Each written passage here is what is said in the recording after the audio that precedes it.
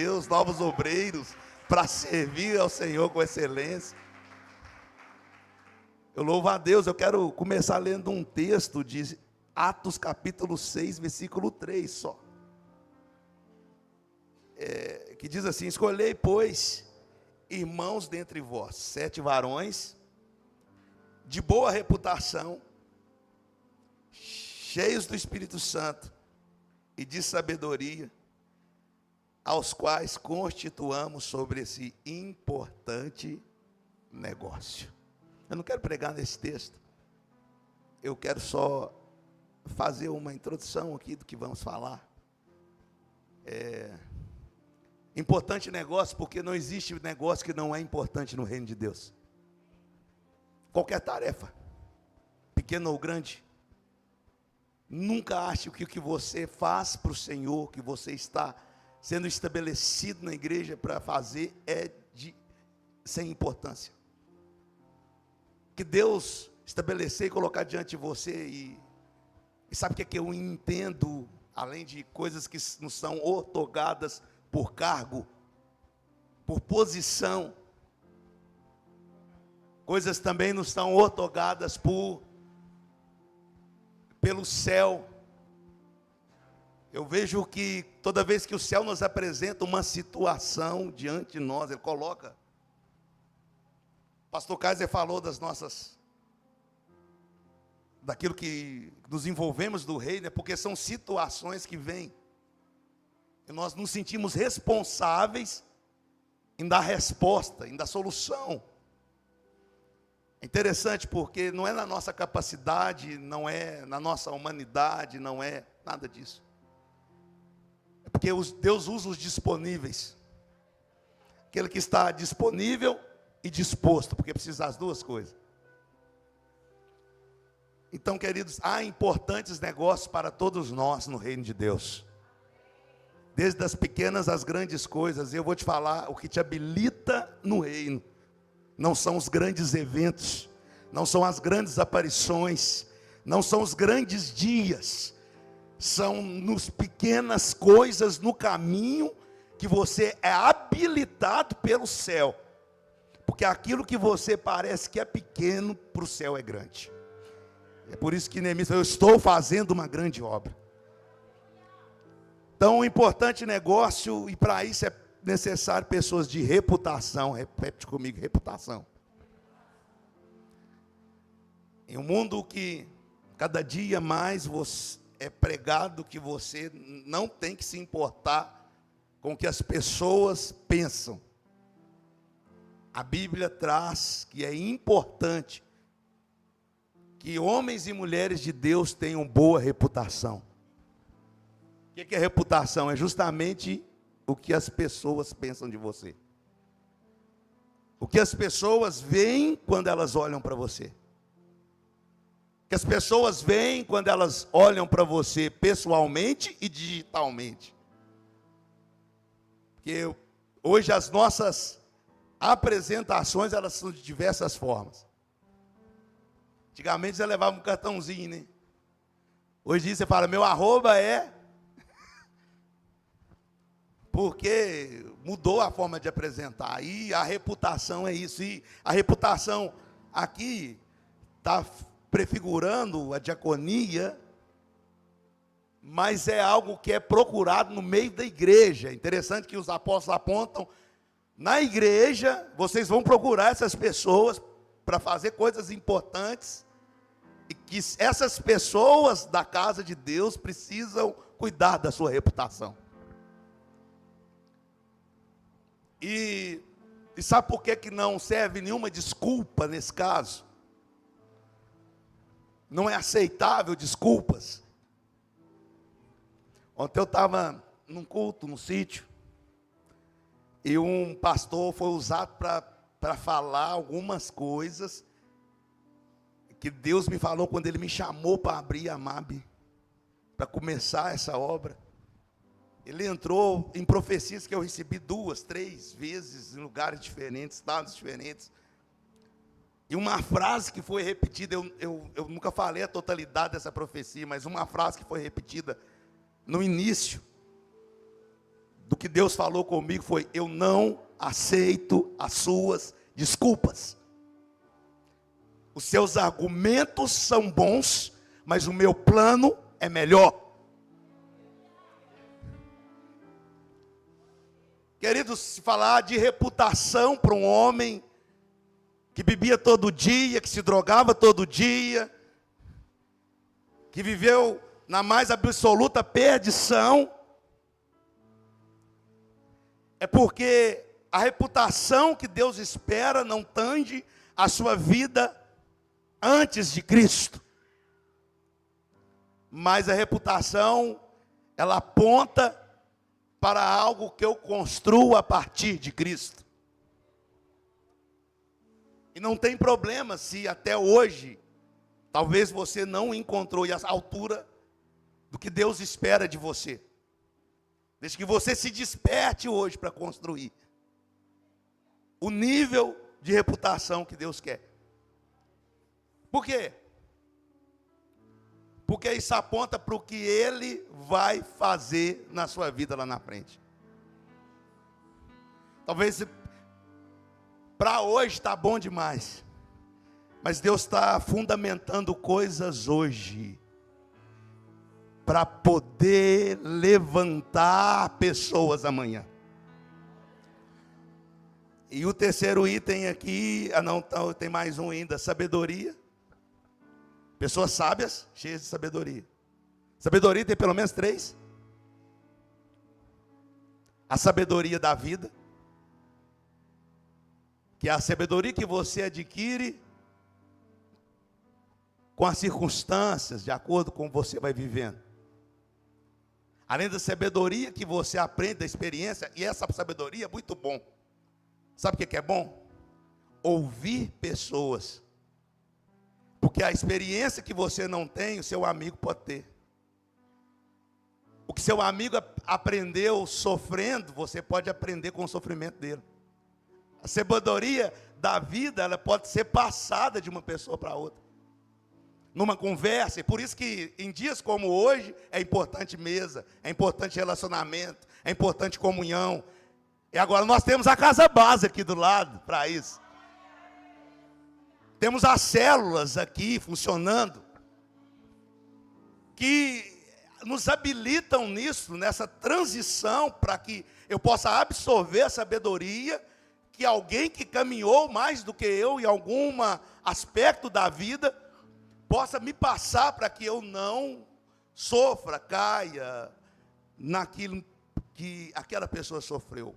Aquela lição serve não só para ela, mas para mim, se eu souber ouvir. Além da sabedoria da vida, tem a sabedoria dos livros. Quem é que gosta de ler aí? Pois é. É muito difícil. A questão é que o cérebro, ele é um músculo igual aos outros. Academia, o primeiro dia que você vai, você só sente dor e vontade de não voltar. Meu Deus do céu, como dói. Dependendo do peso que você pegar, você fala, que é isso? Não sei o que esse povo reclama. No outro dia que você acorda, você fala, que besteira que eu fiz. E aí é uma semana para sarar a dor do primeiro dia. Mas se você faltar um dia, no outro dia você já tem que ir de novo, você ainda está doendo daquele dia que você foi. Final de semana sobrou só o caquinho. E vai assim, até que, depois de um tempo, a dor se transforma em prazer. Há uma construção. A leitura é a mesma coisa. Quando eu começo a ler, eu sinto sono, dor de cabeça, vista embaçada. Meu cérebro vai tentar fugir de todas as formas daquilo. Principalmente quando é leitura espiritual. E se você precisa de um sinal, para que você saiba que é de Deus que você tem que ler, eu vou te dar 2. Deus decidiu deixar o plano dele de salvação escrito num livro. Vou te dar mais um. O seu pastor é escritor. E bom. Lançou um livro, já vai lançar o segundo agora. O primeiro livro que ele lançou, já lançou esgotado, best-seller. Um homem dotado de uma graça. E se cada um de nós tem um pastor que merece, tem que se alegrar, porque Deus te deu um pastor muito abençoado. E se ele é escritor, é Deus falando, leia. E a terceira sabedoria é a sabedoria do céu, a sabedoria de Deus, que é o Espírito Santo em nós. Essa sabedoria, a princípio, ela não é didática, ela é um insight, ela é uma inspiração. A sabedoria de Deus, no primeiro momento em que nós começamos a ser trabalhados nela, nós aprendemos com Deus, sem que seja necessário uma linha de aprendizado. Somos sábios por direções do céu. Escolhas que homens do mais alto nível de inteligência, de QI, de estudo, de capacidade, não conseguiriam fazer. Você, pelo Espírito Santo, é capaz de escolher de forma certa. E o que é isso? Sabedoria de Deus, direcionando, guiando, mostrando, ensinando. Que num primeiro momento ela flui, mas que de acordo com que vamos convivendo com Deus, Deus não quer mais que você fique nesse lugar de garupa apenas. Então ele começa a treinar sua mente, seu coração, seu espírito, seu discernimento. E aquilo que não começou por didática, com inspiração, agora nós entramos na didática de Deus e somos ampliados nele. A viver todos os tipos de sabedoria. Terminada aqui essa parte, eu fecho dizendo, cheios do Espírito Santo. Como é que é? Cheios do quê? Cheios do Espírito Santo. E é sobre isso que eu quero pregar. Nós caminhamos até aqui para entrar nisso e eu me alegro, pastor. Porque a palavra que Deus nos deu para hoje, a gente não sabia, não combinou, mas você consegue colocar a imagem aqui? Quando você falou da oferta de lagar, de vinho e de algumas coisas aí, eu falei, vai pregar a palavra.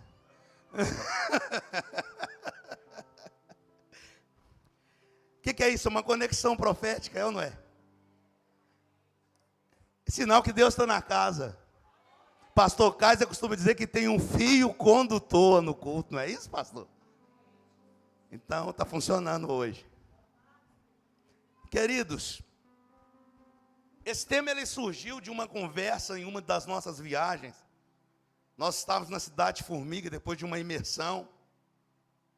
E conversando com o pastor Alvim, pastor Guilherme, pastor Kaiser, a gente estava ali, o pastor Alvim, ele soltou ali uma pergunta, não estava sendo ministrado, uma pergunta no meio da conversa. A gente estava falando sobre eventos, sobre movimentações, e ele falou, a gente está falando muito sobre ordem, mas cadê o vinho? E eu vim de Formiga, e o resto da semana isso ficou, cadê o vinho, cadê o vinho, cadê o vinho, cadê o vinho? Isso ficou queimando meu coração. Eu falei, Deus quer me dar uma mensagem aqui. Em Mateus 9,17 fala que não se coloca vinho novo em odre velho. Tem que se colocar vinho novo em odres novos. Está aqui? Nem se põe vinho novo em odres velhos. Do contrário, rompe-se os odres e derrama-se o vinho. E os odres se perdem, mas põe-se vinho novo em odres novos, e ambos se conservam.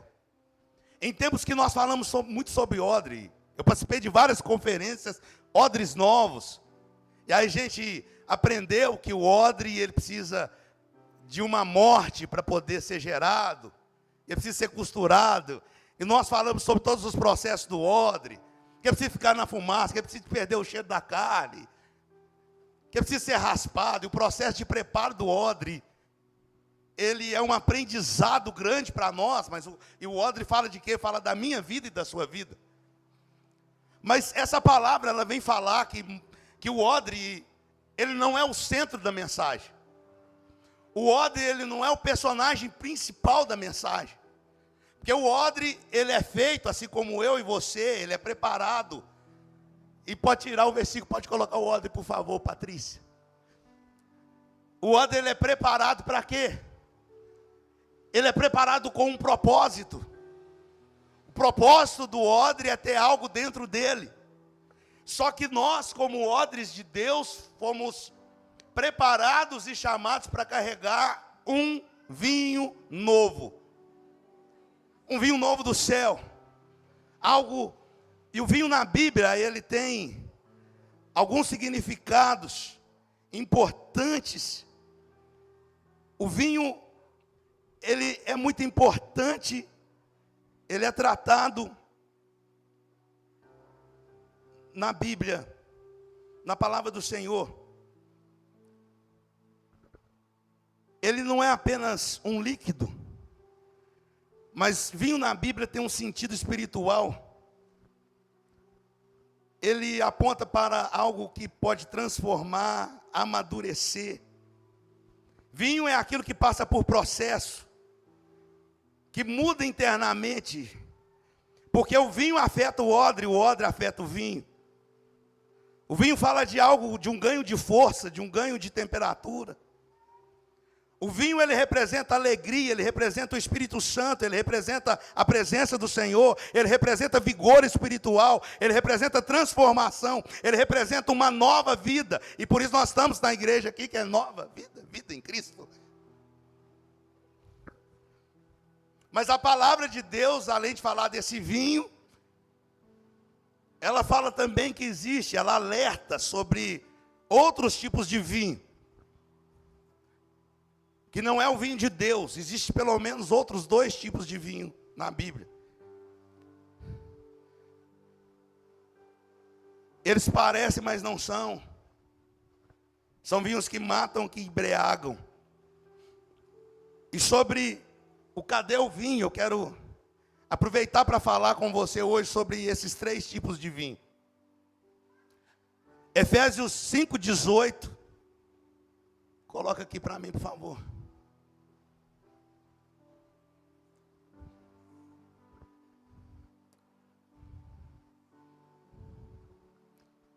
Está escrito: não vos embriagueis com vinho, no qual há contenda, ou dissolução, ou corrupção, mas enchei-vos do Espírito. Esse vinho que está falando aqui no que há contenda, essa embriaguez, porque essa embriaguez do vinho fala da embriaguez do mundo. Porque existe a embriaguez, aqui está falando a embriaguez de um lado e a plenitude do outro. E ou eu me embriago, ou eu me encho. Não é possível ter os dois, não é possível ter as duas coisas. Porque uma te enche, a outra tira o seu discernimento. Porque uma produz sabedoria, a outra te escraviza. Porque uma produz verdadeira liberdade, a outra te desorganiza por dentro. Uma transforma o homem, e outra quer controlar o homem. Deus quer nos preencher com a sua presença. para que nós não precisemos de nenhum subterfúgio, nenhum vinho que não seja o vinho de Deus. O mundo oferece os seus vinhos. Coloca a segunda imagem para mim, por favor. Patrícia.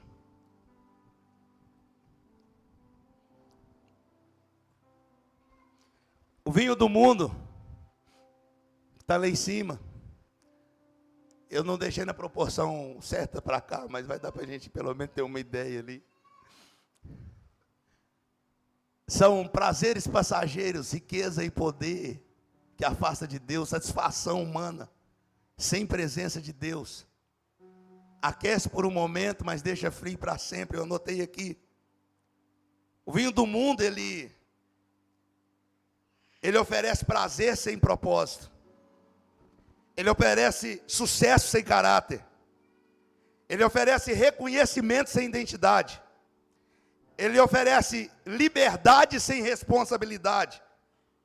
Oferece satisfação sem Deus. E muitas vezes aquilo que o mundo oferece começa parecendo doce, mas termina produzindo escravidão. Escravidão dos nossos sentidos, dos nossos pensamentos, das nossas emoções. É aquilo que por um momento nos deixa aquecidos, mas depois nos deixa frio. É o que promete preencher, mas só aumenta o nosso vazio. É aquilo que oferece prazer, mas cobra a nossa paz. É aquilo que faz você perder o domínio de si mesmo. Nem tudo que te faz sentir bem, faz bem para a sua alma. Faz bem para o seu propósito. Faz bem para a sua vida. Então essa frase que se te faz bem, está tudo bem, não é uma verdade. Uma frase que precisamos guardar é que nem tudo que te faz sentir bem por um momento promove o seu bem. Porque existem coisas que proporcionam prazer, mas roubam o seu propósito. Existem coisas que aumentam a sua sensação, mas diminuem a sua sensibilidade espiritual. Existem coisas que fazem muito barulho, mas que produzem vazio. O que seria o vinho do mundo? O vinho do mundo, em primeira instância, literalmente, sem dar volta, sem fazer curva, está falando de álcool.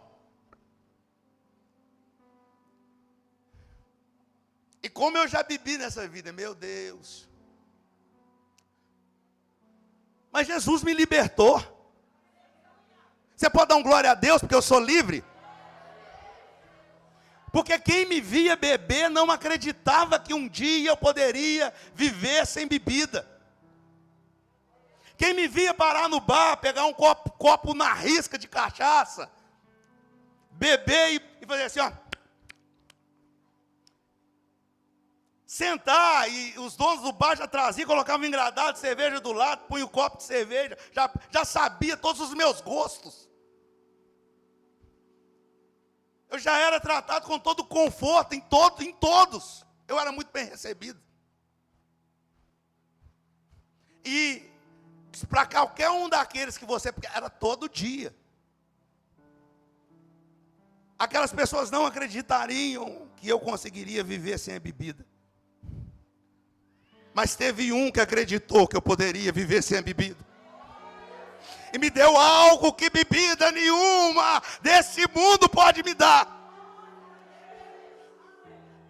E por isso eu te digo, não vos embriagueis com vinho, aonde há dissolução.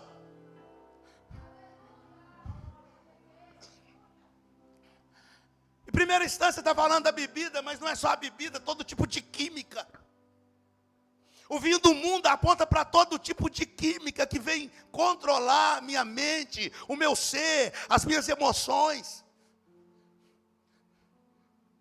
Eu posso falar disso também, porque também já usei químicas ilícitas. viciado em crack por 10 anos. 10 longos anos de sofrimento, de dor, de miséria, de tristeza, de um caminho que parecia não ter fim, de uma dor que parecia nunca acabar. Você olhar um negocinho desse tamanhozinho, e um homem desse tamanho olhar e chorar, e falar: Deus, como é que um negócio desse pode ser mais forte do que eu? Como é que um negócio desse pode mandar em mim? Ser mais forte do que tudo que eu sei, que eu entendo. Como é que pode um negócio desse? Quantas vezes eu chorei de madrugada na minha casa? E eu procurava as referências de homem, de mulher de Deus para orar para mim. Eu batia na porta deles, eu ia na casa deles. Ora por mim. Deus me dava visões de demônios.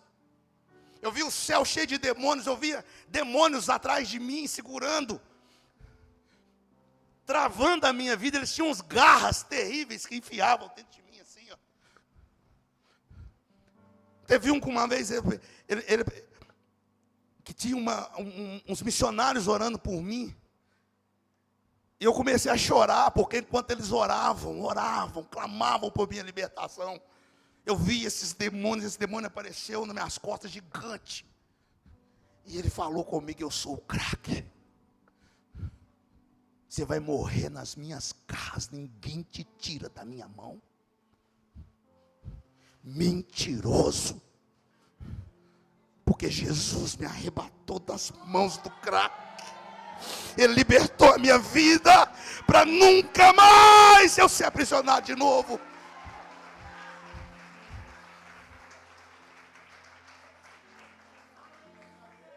Tentei tudo. Casa de recuperação, fui para São Paulo. Eu fiz de tudo que tá. Quantas vezes eu lutei para poder sair. Até que um dia Jesus me visitou. Eu lembro como se fosse ontem. Foi no meio da Copa do Mundo de 2014. Eu estava no hospital esperando, pressão tinha alterado, tremendo de ressaca. Tinha usado droga, bebido na noite anterior. E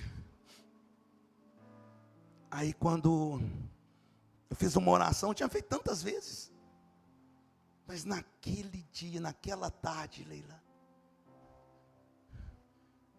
das outras vezes eu tinha sentido a presença de Deus. Então Deus sempre.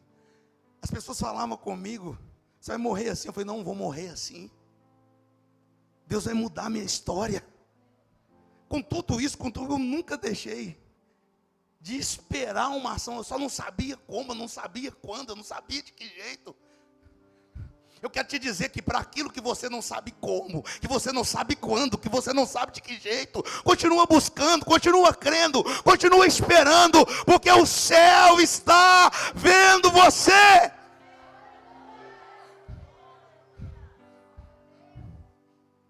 E naquela tarde acabou.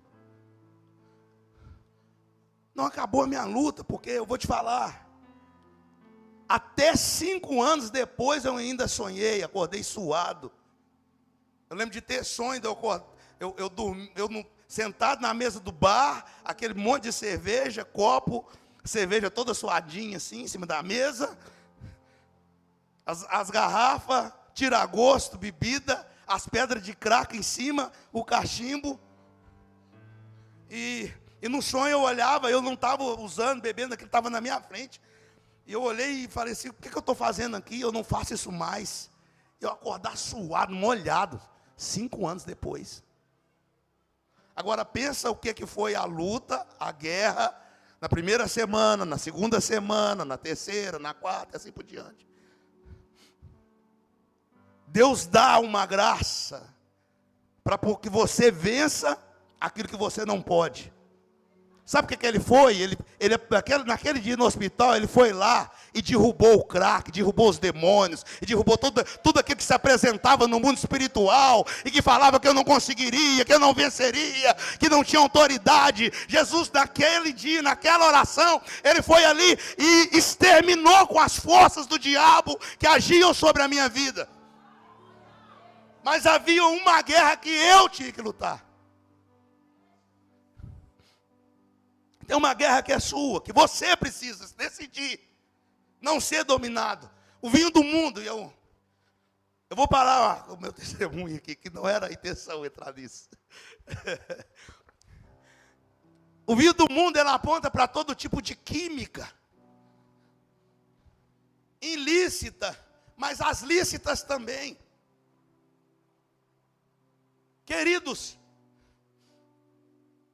quantidade de pessoa crente que eu já tive que socorrer, que viciou em Rivotril, não sei o que lá, Lina da vida, um monte de remédio, gente. Deu ter que entrar, confiscar os remédios. Lá em casa tinha uma época que não estava nem cabendo mais remédio. Tanto entra na casa de crente para poder confiscar remédio sem receita. E começou como? Não, vou tomar só umzinho para me dormir, que eu não estou conseguindo dormir. Aí um amigo, não, eu tomo aqui esse remédio aqui, só toma que vai ser bom, não tem problema não. Ah, não estou conseguindo concentrar, não, toma aqui, não tem problema não. Querido, o vinho do mundo pode ser uma química que você utiliza e que pode te aprisionar. Não é brincadeira. Se vocês têm receita, manda ver. Mas se não tem, e até com receita, você tem que orar para Deus te libertar também, que pode acontecer. Pode ou não pode, Leila? Tá a doutora aqui, ó.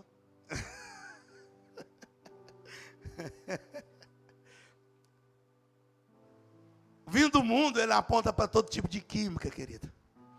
Não brinque em nenhum tipo de química. Você tem um poder de Deus, você tem unção, você tem acesso. Psicólogo é de Deus, psiquiatra é de Deus. O Espírito Santo pode agir na sua vida. Seu pastor tem unção de cura, sua pastora também tem. Senta com o seu pastor, já sentou com o seu pastor, pede ele para ficar 1 hora só te contando as histórias de pessoas que foram curadas através da oração dele. A próxima pode ser você. Você pode ser o próximo liberto, o próximo curado, o próximo restaurado, se você crer. E você, ouvindo os testemunhos do que Deus já fez através da vida deles, pode fortalecer a sua fé, para que você também experimente isso. O vinho do mundo, ele apresenta, queridos, tudo que gera esse prazer momentâneo. Bebidas, drogas, remédios, alívio momentâneo. Mas uma dor, parece que o buraco só aumenta. Então, a pessoa toma um remédio sem receita, sem nada para dormir hoje. Pá. Ah, não consigo, minha mente está. Vou tomar só um para dormir. Aí dorme, no outro dia, acorda, parece ter um buraco no peito. Aí tem que tomar de novo para o buraco sumir, para a dor sumir. E assim vai, consecutivamente. E aí está a prisão. Você quer ver? Eu vou falar de um outro vinho do mundo. Que esse é mais acessível para nós todos. Aham. Olha ele aí. Sabe por quê? Sabe o que dificulta a gente ler um livro? Ouvir uma palavra que dura 40, 50 minutos? Porque eu viciei em vídeo de 15 segundos, de 30 segundos. Descarga de dopamina na minha mente. Que você entra para assistir, o que você vê, passou 2 horas, 3 horas, 4 horas. A Bíblia não lê, não. Mas o videozinho ali, ó. Isso é vinho do mundo. Que aprisiona. Dopamina, querido. Dopamina liberada. Eu falei esses dias sobre um outro vinho do mundo. Que são os jogos de azar. Queridos, e a quantidade de homem, pai de família, mãe de família, que enfrenta problema hoje, filho, avô, crente. Eu gravei um vídeo falando sobre os jogos de azar, falando sobre as bets. Acho que foi o vídeo meu que teve mais comentário até hoje. Pastor, ora por mim. Pastor, minha vida está assim, está assim, está assim. E da mesma forma, esse vinho do mundo, que são os jogos de azar, as bets, que hoje é que você abre um vídeo do YouTube para você assistir. Você quer ver, ouvir um louvor no YouTube. A primeira cara que aparece lá não é do cantor evangélico, é do tigre. Já aparece a propaganda. Queridos, e basta um clique. A pessoa vai lá, ganha uma coisa hoje, ganha uma outra amanhã. Não brinque com essas coisas. Isso não foi feito para você. Isso é vinho do mundo. Você não sabe a quantidade de gente que eu já tive que ajudar por causa de vício em jogos. E você, no nome de Jesus, não pode se embriagar com o vinho do mundo. Por que eu não posso buscar a embriaguez do vinho do mundo? Porque ou eu me encho do Espírito, não adianta eu querer beber de duas fontes, porque o Espírito é santo. Espírito Santo. Espírito Santo é separado. E para mim, me encher do Espírito, eu não posso querer estar cheio de outra coisa. Eu não posso querer preencher a minha vida com outra coisa. Então, para que você se encha do Espírito, a primeira coisa que eu preciso, antes de ser cheio, o Espírito Santo, ele não enche o recipiente, o vaso, o odre que já está cheio de alguma coisa. A primeira coisa que eu preciso para ser cheio, o primeiro ato é esvaziar-me. Antes de receber, eu preciso renunciar. Eu preciso jogar fora tudo aquilo que não é de Deus. E algumas coisas que parecem que não são pecado, mas que são embaraço.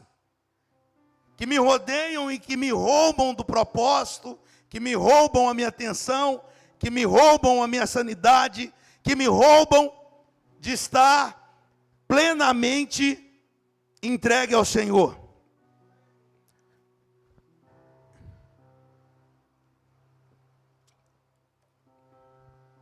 Outro vinho, além do vinho do mundo que está presente hoje,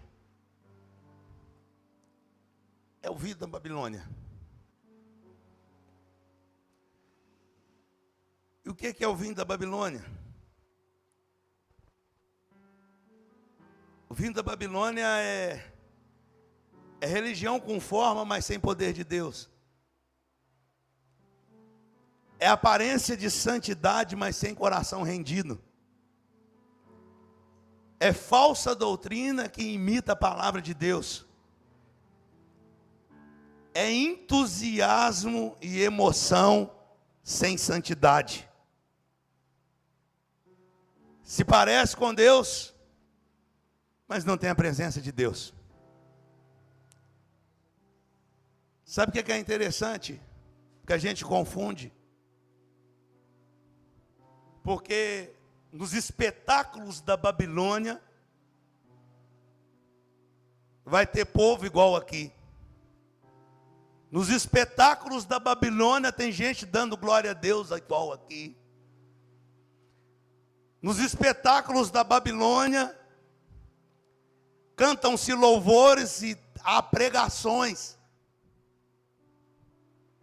Mas o que move esses ambientes, por mais cheios que eles estejam, e por mais que quando você olhar uma foto, um vídeo, pareça a mesma coisa.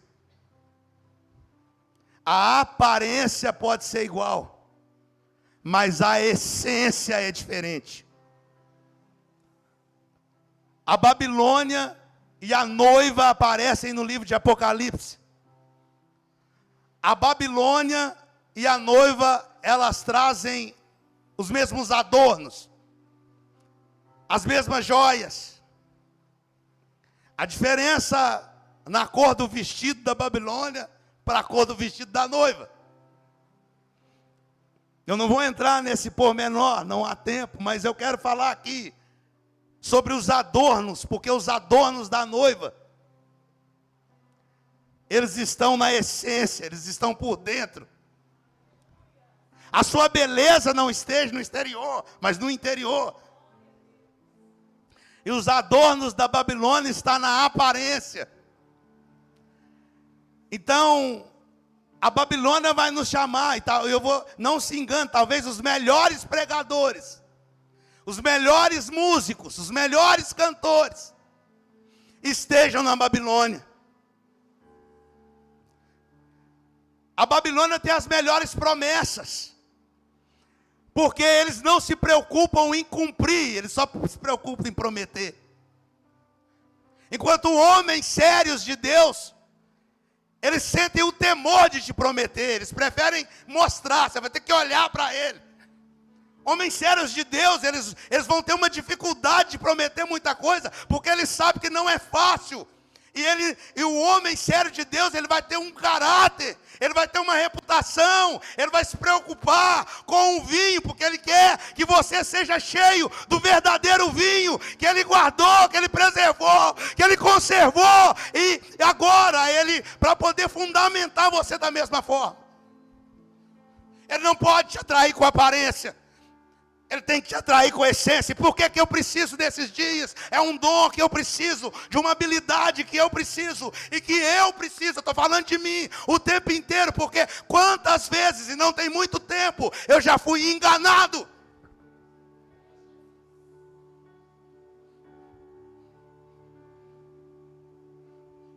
A Babilônia, ela vai estar sempre dando a volta, como vinho do mundo. Porque é um preenchimento, e Jesus já tinha falado nisso, de uma casa, que em um momento você é vinho, mas é o mesmo da casa, que é varrida, que é limpa, que é adornada, mas que se está vazia, alguém vai querer ocupar. Se está vazia, alguém vai querer preencher. A questão é que para a Babilônia, você é só um número, querido. Você é só uma ampliação da multidão. E o que eu quero dizer com isso? Que não queremos crescer? Não, nós vamos crescer. Nós vamos avançar, nós não vamos apenas viver crescimento, nós vamos viver multiplicação. Mas quando Deus traz palavras como essa para nós, é porque Ele quer esculpir a matriz que vai ser multiplicada. Antes de Deus multiplicar, Ele tem que gerar aquilo que é multiplicável. E por isso Ele está nos formando. Ele está nos formando nesses dias. E nós precisamos do discernimento, queridos. Deixa eu te dar uma palavra. Olha para mim. Olha para mim. Deixa eu te dar uma palavra. Quanto maior o propósito, maior a proposta. Eu vou falar de novo, eu vou repetir, porque essa palavra é para você. Quanto maior o propósito, maior a proposta. Mas homens e mulheres rendidos diante de Deus não vão se entregar por proposta nenhuma. Para Judas a proposta era 30 moedas. Para Jesus a proposta é: sobe no pináculo e olha, eu te dou os reinos, eu te entrego tudo.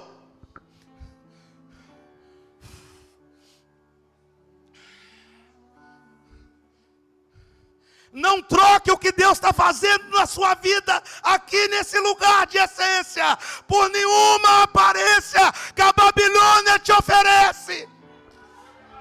Pode aplaudir Jesus, pode aplaudir.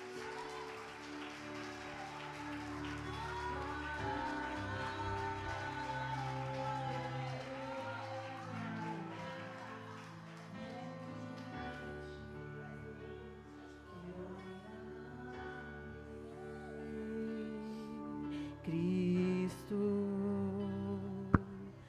beleza de Deus, Cristo.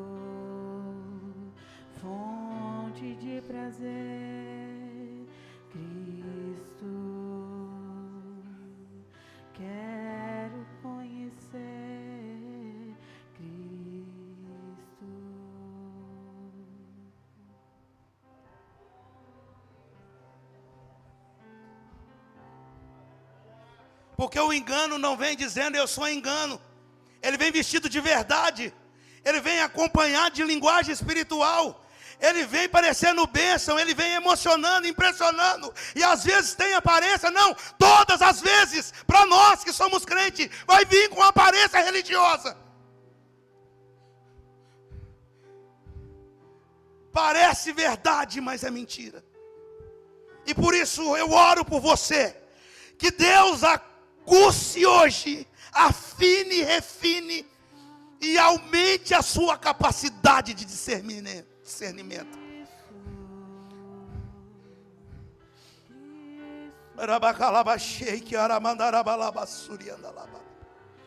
A beleza revelada do Pai, Cristo, você pode declarar: Cristo é tudo que Deus pode nos dar. Cristo,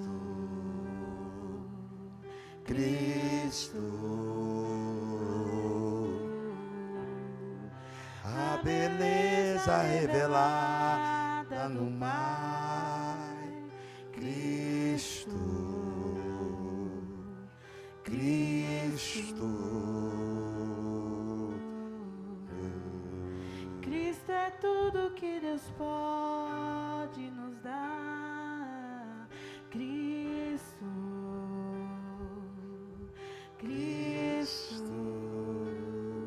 beleza, a beleza revelada do Pai. Cristo.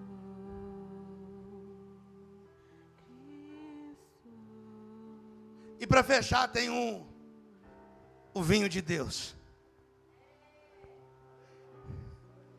E o vinho de Deus é: enchei-vos do Espírito. O vinho de Deus não escraviza, queridos. Enchei-vos do Espírito é a resposta de Deus. O Evangelho não é simplesmente pare de beber, pare de fumar, pare de beber o vinho errado. Evangelho é: seja cheio daquilo que vem de Deus.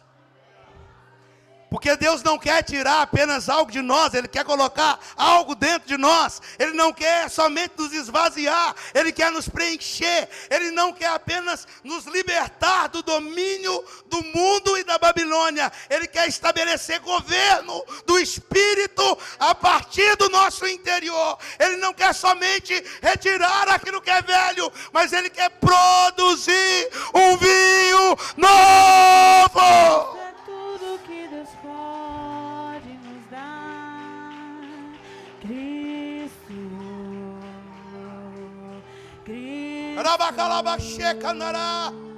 A embriaguez do mundo tira o juízo. O Espírito do Santo, ele produz discernimento. A embriaguez do mundo escraviza. O Espírito Santo, ele conduz você à liberdade. A embriaguez passa e te deixa vazio. A presença de Deus permanece.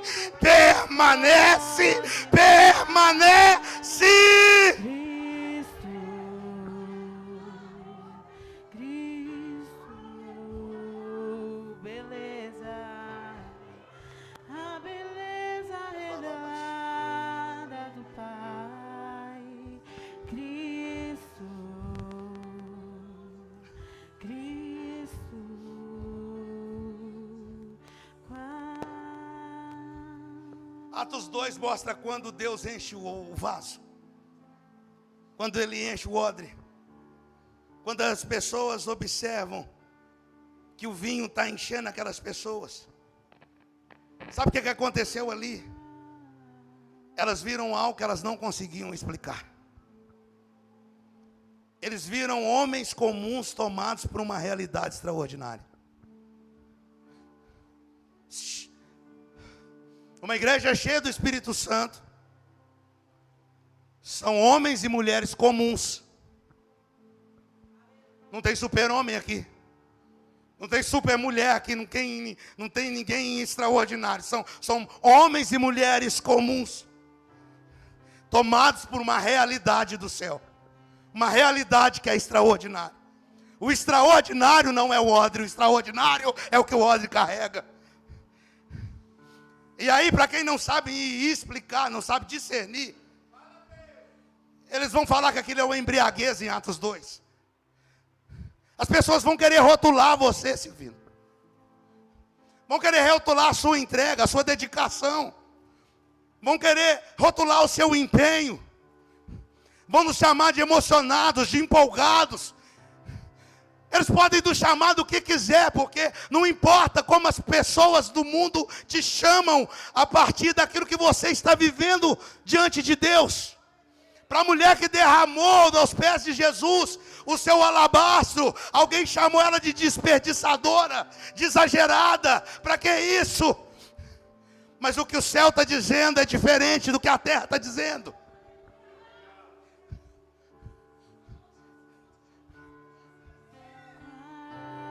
A reputação da terra é importante, mas como o céu te vê, é muito mais importante.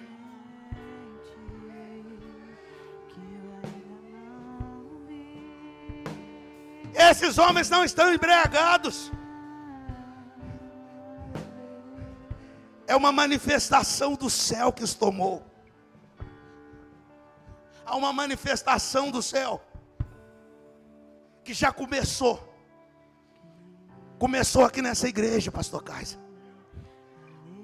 Há um avivamento aqui. O avivamento ele não começa a partir de uma grande multidão. É um incendiado que incendeia outro, que incendeia outro, que incendeia outro. E de repente a igreja toda está incendiada. E de repente o bairro, o quarteirão, a cidade. Porque temos aqui um pastor que não é apenas o pastor de uma igreja local. Ele é o pastor de uma cidade e que tem tocado cidades. Mas isso não diz respeito apenas ao que ele é. Diz respeito à identidade dessa casa.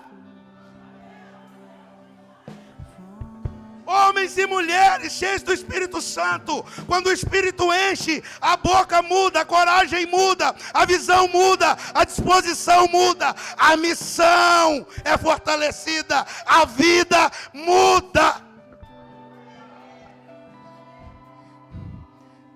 Quem é cheio de Deus não consegue continuar vivendo como se estivesse vazio.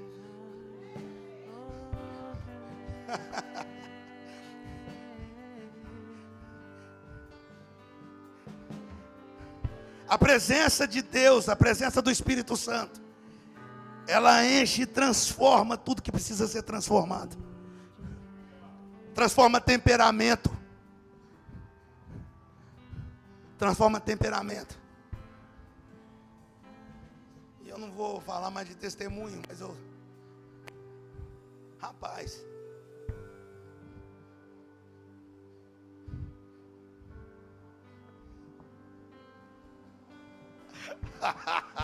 Quero ver. Você precisa de ver a minha mulher quando eu casei com ela.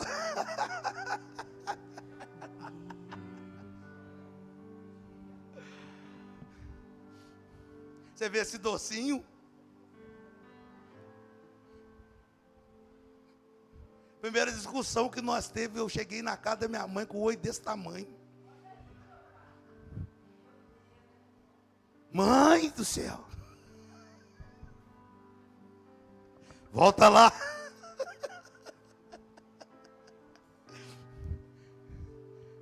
Sabe o que aconteceu com ela? Ela foi cheia do Espírito Santo. A beleza.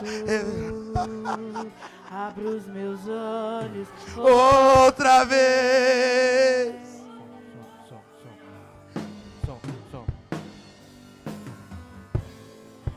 Quero ver. Eu preciso ser cheio do Espírito Santo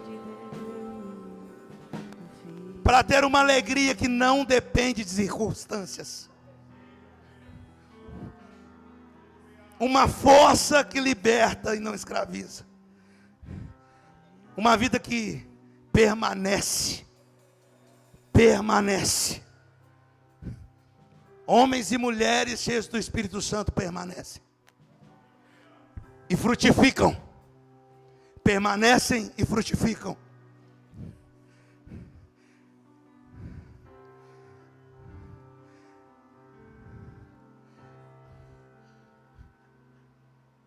Aquilo que o mundo não pode tirar e nem te dar.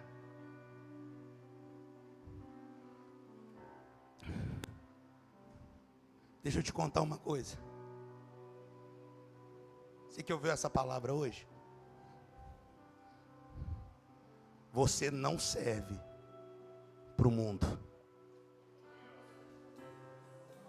O mundo não tem nada para você. Você tem dono, você tem dona, você tem dono. Você é de Jesus. Você é um odre precioso. Tem um vinho novo aqui hoje. Talvez você chegou aqui igual aquele odre do começo, vazio.